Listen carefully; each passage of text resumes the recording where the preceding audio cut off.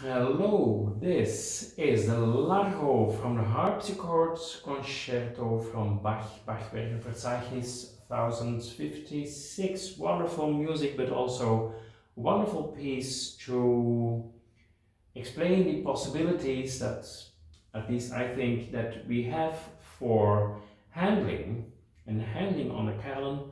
That also means using fingers. We can of course play just with our hands, but you can also play one note with fingers, and then I always use two fingers, not one to push down the keys, but two fingers pushing down one key. But also playing with fingers like the piano, for instance, three notes, and I play 1, 2, 4, 1, 2, 4. You can do that on any carillon, of course on very light carillons, but also on heavy carillons.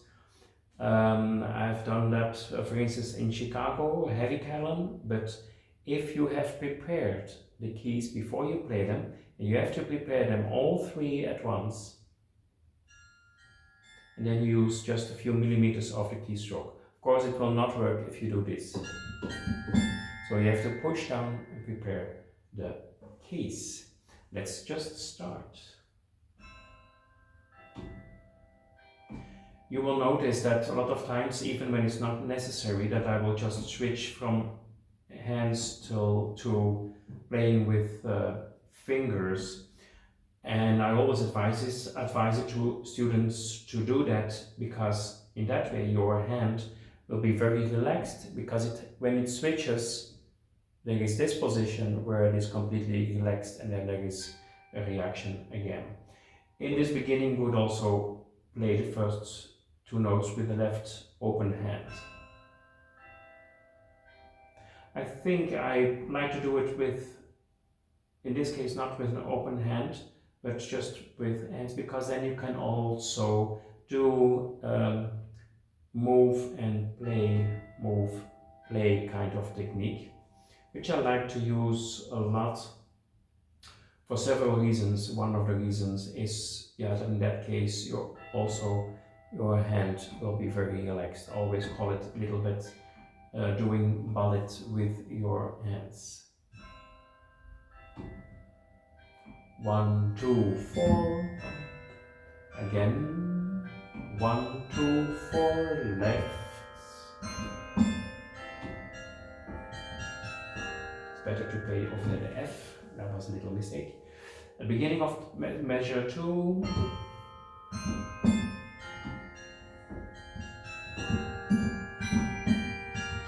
What happened there? Kind of a globetto passage. And then I use right finger, but flat, not like this, but flat, left hand. And then my right hand with fingers goes perpendicular on the E, and then you have the F again. And of course, my left hand stays on that F, because my right hand can just jump over it.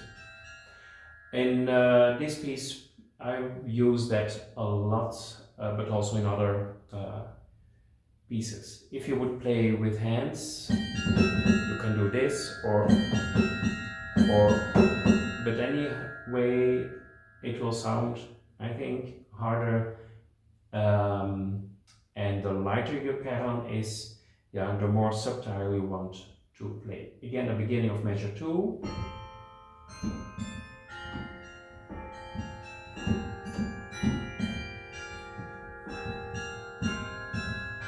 And now we have a mordent with 4, 2, 4. And then an accent on the first C, and then going into diminuendo. Could also do this. We will have another mordent where we will just use the hands. But yeah, why not do this? And then I'm very free with my left hand to prepare those notes. Fingers. 2, 1, 2, 4, and again the C, which I can do with, again, finger number 4, because we were just played that note with finger number 4, or just with 2 fingers on the note, just to make sure that you have it nicely controlled, a little bit, yeah, little accent, not too much.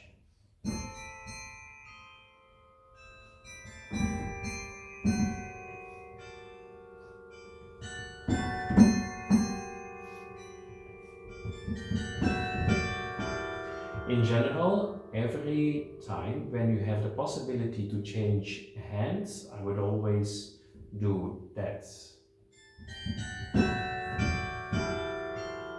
Again, the rubato kind of playing.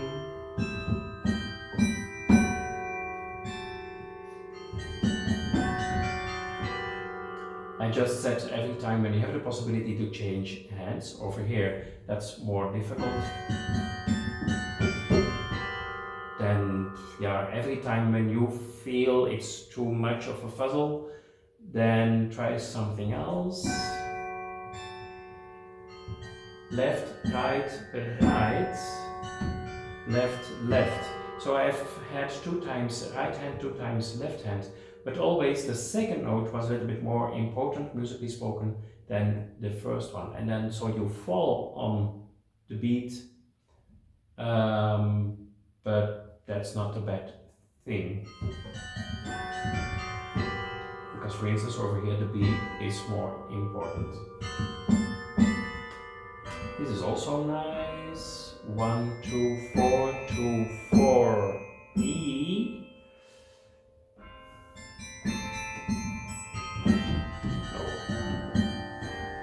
And now, of course, I'm using a little bit of agogic, so I take the liberty just to do a little ornito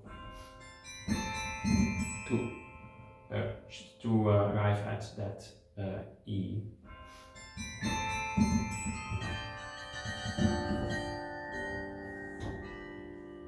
Another mordent, but then just with fists.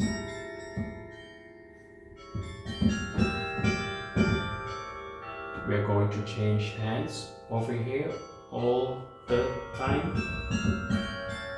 Perpendicular, bum, bum.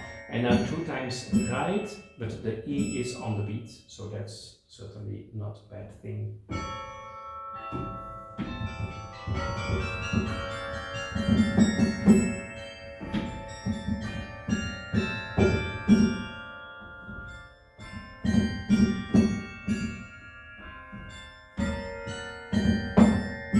Again, perpendicular. I should try to invent some names of the things that I do, because over here we have it again.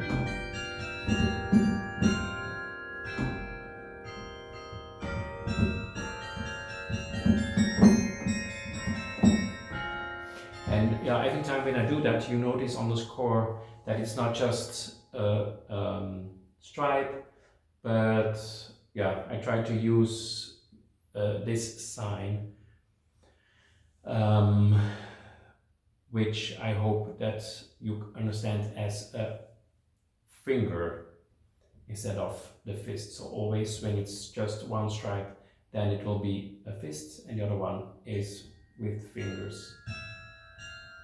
Measure 12.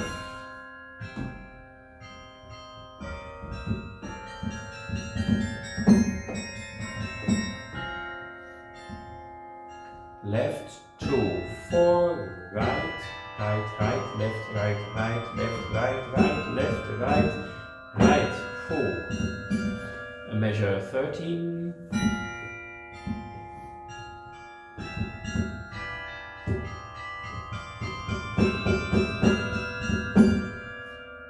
Left, 2, 4, left, go over it, and we have again left. Beginning of measure 14.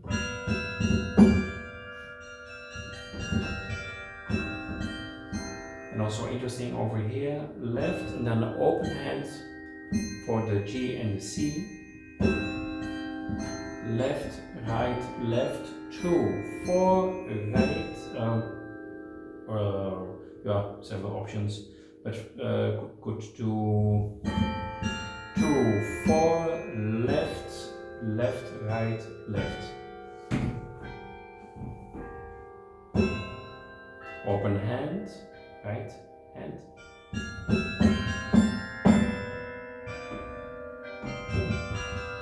And I also forgot to mention, when I'm playing with an open hand, then you have the marking like you see it on the score.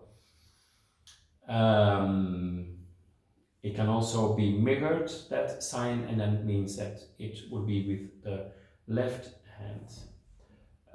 Measure 15.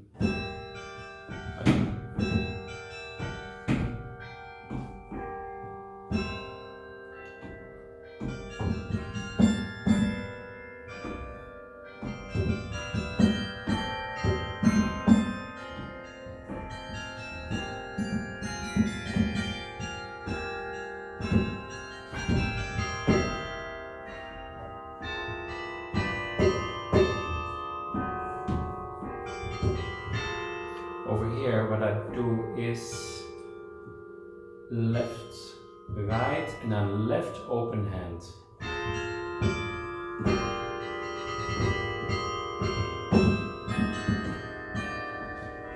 Yeah, and sometimes there is just no other option than move your hands quickly. That's the case in the beginning of measure 19. And then 1, 2, 4, 1 left, 2 left, 2, 4 with the chorded pedal, and then left, 2, 4, 2, 4, 1.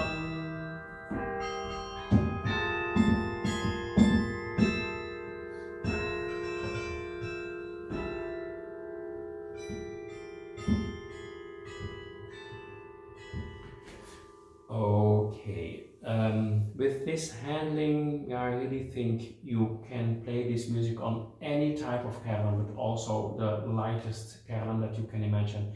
And then you will be able to play it very, very soft and very controlled. And then, of course, the only thing you have to do is your own interpretation. What I will try to play the whole piece now. You will probably hear some white interpretation, but not too romantic, I hope.